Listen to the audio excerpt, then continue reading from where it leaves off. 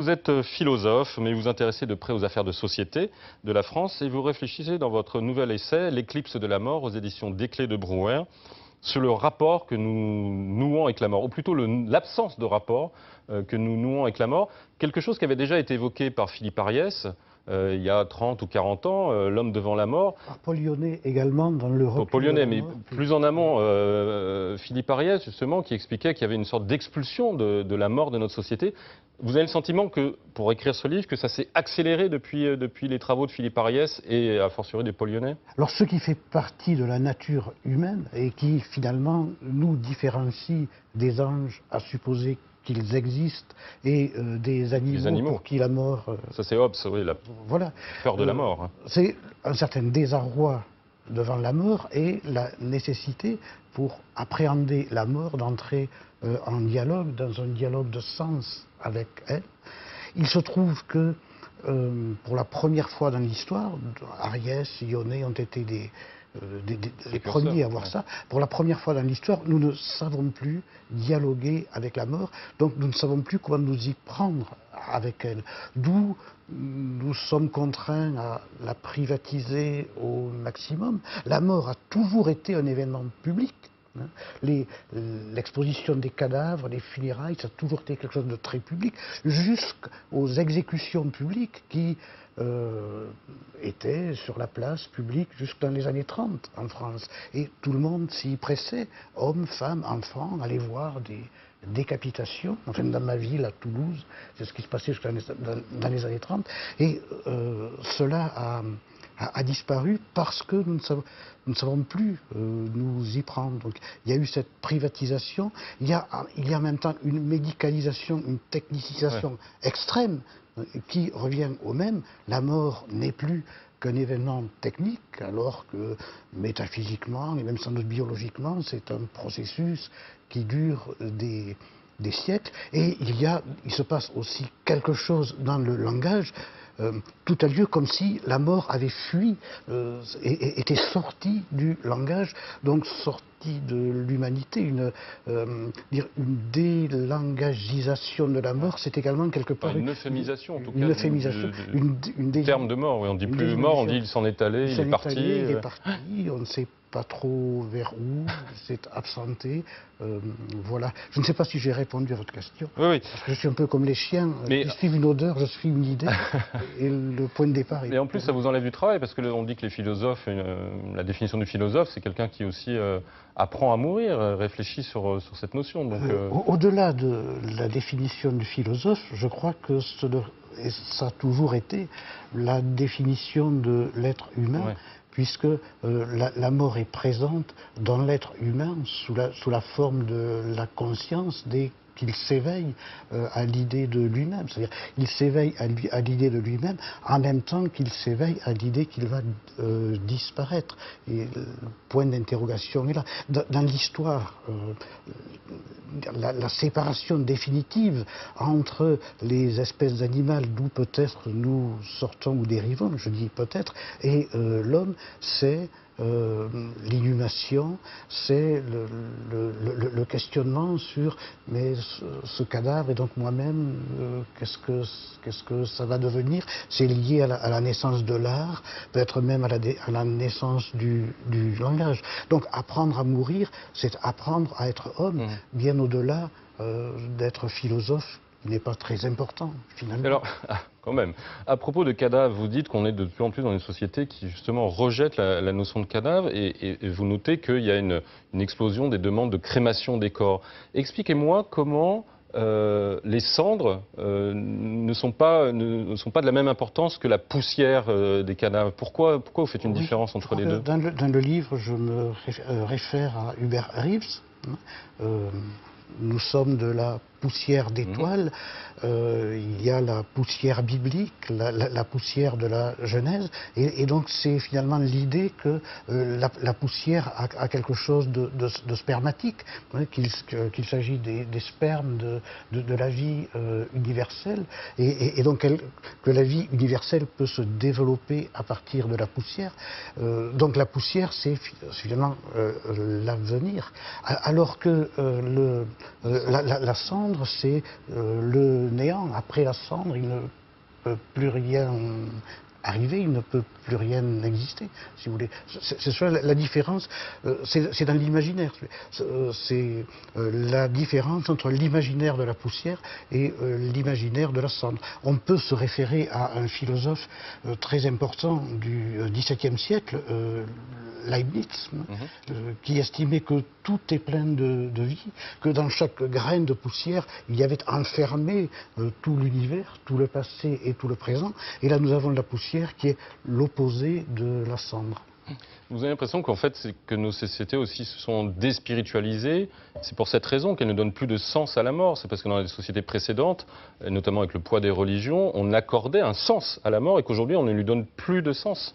C'est l'une des grandes pertes de l'effacement, à tout le moins en Occident, en Europe, de l'effacement du christianisme, qui n'a pas eu que des effets positifs et que des gains, contrairement à ce que tous les matérialistes, tous les progressistes pouvaient penser au début du XXe siècle.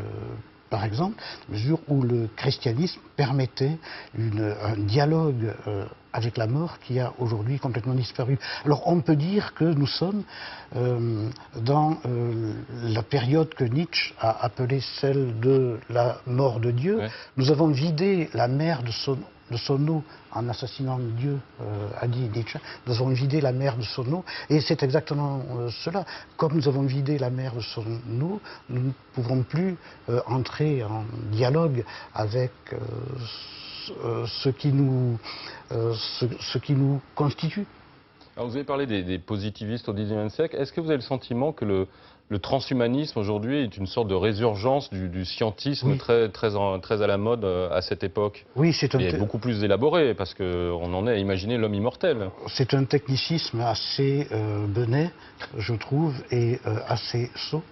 C'est-à-dire c'est une croyance très simpliste que, alors c'était la science au temps d'un certain positivisme, c'est une croyance assez simpliste que la technique a réponse à toutes les angoisses humaines, en particulier l'angoisse fondamentale. Je suis assez très heideggerien. L'angoisse est le fond de l'être humain. Maintient cet heideggerianisme qui est fondamental pour moi. Donc c'est l'idée que finalement la technique aura raison de cette angoisse, et angoisse de la mort, et qu'à la sortie de cela, nous aurons l'homme enfin libre, enfin heureux et enfin immortel. Mais immortel de quelle façon? Immortel sans passer par la mort. Oui, en évitant la mort. En évitant la mort, ce qui n'est pas du tout l'immortalité, qui est simplement la prolongation infinie du type de vie que nous avons aujourd'hui. Or, cela est-il supportable? Je crois qu'on peut donner raison à Lacan. Nous ne supportons la vie, cette existence que nous avons tous les jours, avec ses grandeurs et ses petitesses, que parce que nous savons que cela va avoir un terme. C'est la mort qui rend la vie supportable. Avec le transhumanisme, c'est le côté insupportable de la vie qui se continue indéfiniment à l'infini. Et alors vous avez aussi une réflexion sur l'euthanasie qui va fâcher beaucoup de gens, parce que vous posez la question justement qui fâche en vous disant, est-ce que l'idée de réduire l'agonie des gens qui souffrent, c'est pour réduire la douleur de celui qui souffre ou de son entourage? C'est un peu les deux. Vous vous référez à Pascal, justement, qui disait que l'expérience de la maladie est aussi un moment à vivre. La question est en effet très difficile, mais je suis persuadé que les progrès de l'idée d'euthanasie, j'insiste sur euthanasie active, sont liés à notre désarroi nouveau, au nouveau type de désarroi que nous avons devant la souffrance et devant la mort. La souffrance et la mort ont, dans nos sociétés, perdu tout sens, et le développement de l'euthanasie passive trouve ses racines dans cette perte de sens.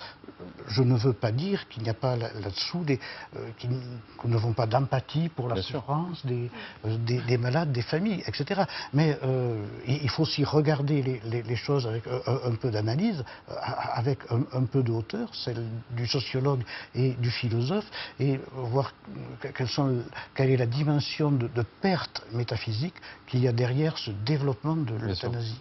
Et vous terminez votre livre en établissant un parallèle avec cette éclipse de la mort que vous mettez en parallèle avec la disparition du monde paysan. En disant finalement les paysans, eux, ils étaient toujours dans cet environnement. La mort faisait partie de leur activité, de la société paysanne.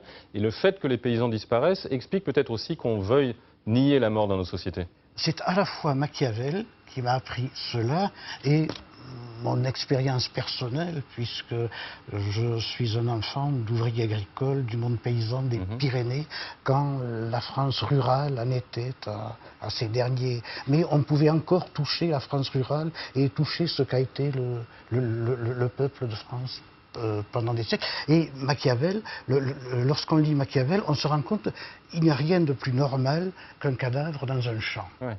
Voilà ce que dit Machiavel. Et c'est le rapport naturel à la mort. Dans la France paysanne, la mort est, en passant par la mort animale et la mort... Chez Joseph de Pesquidou, on trouve cela aussi. Un si petit univers de Pesquidou. Voilà. La mort animale est présente chaque jour. Or, les enfants des villes aujourd'hui, qui se nourrissent de viande, comme tout le monde, n'imaginent pas du tout que c'est un animal et qu'il a dû mourir. Voilà. Et comme vous le dites, c'est votre dernière phrase de votre livre, L'éclipse de la mort. Sans la mort, il n'y a que le néant. D'une certaine manière, on a l'impression que la mort, l'idée de la mort, la peur de la mort fait que nous sommes encore en vie et que si on nie la mort, finalement, c'est que nous ne sommes peut-être plus tellement vivants. Je crois que sans la mort, rien de ce à quoi nous tenons, rien de ce qui fait civilisation ne pourrait exister. À commencer par la filiation, les rapports familiaux. Imaginez l'utopie transhumaniste. Eh bien, si tout le monde est immortel, il ne peut plus y avoir ni de parents, ni d'enfants, ni de grands-parents. Il faut mourir pour laisser la place, il faut mourir pour avoir des enfants.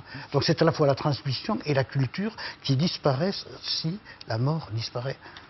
Merci beaucoup Robert Redeker. Je rappelle le titre de votre ouvrage absolument formidable, L'éclipse de la mort, aux éditions Desclés de Brouwer. Alors la mort, c'était justement le sujet sur lequel a travaillé beaucoup le sociologue Paul Lyonnais, que vous mentionnez donc plusieurs fois, Robert Redeker. Et justement, Eugénie Bastier, vous